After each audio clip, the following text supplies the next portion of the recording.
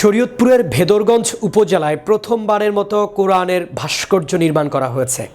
ভাস্কর্যটি তৈরির তত্ত্বাবধানে রয়েছেন বাংলাদেশ ছাত্র শিবির ভেদরগঞ্জ উপজেলা শাখা এবং উপজেলার স্থানীয় লোকজন।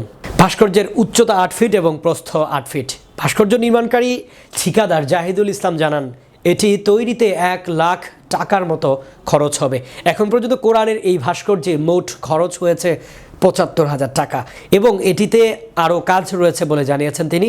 উপজেলার প্রথম এই কোরআনের ভাস্কর্যটি দেখতে সকাল থেকে সন্ধ্যা পর্যন্ত ভিড় করছে স্থানীয় ও দূর দূরান্ত থেকে আগত কোরআন প্রেমিক জনতা। কোরআনের আদলে তৈরি এই ভাস্কর্যটি যেন কোরআন প্রেমিক জনতার হৃদয়ের তাজমহল। ব্যতিক্রমধর্মী এ অসামান্য ভাস্কর্য নির্মাণের সাথে জড়িতরা উপজেলা সহ জেলার সব শ্রেণী পেশার মানুষের প্রশংসা কুড়িয়েছেন। দেশের আলেম সমাজও তাদের প্রতি কৃতজ্ঞতা জানিয়েছেন। পাশাপাশি কোরআনের এই ভাস্কর্যের প্রতি যেন মানুষ অবমাননা না করে সেদিকেও নজর রাখার বিশেষ আহ্বান জানিয়েছেন বাংলাদেশ ছাত্র শিবির ভেদরগঞ্জ উপজেলা শাখা এবং স্থানীয় আলেম সমাজ।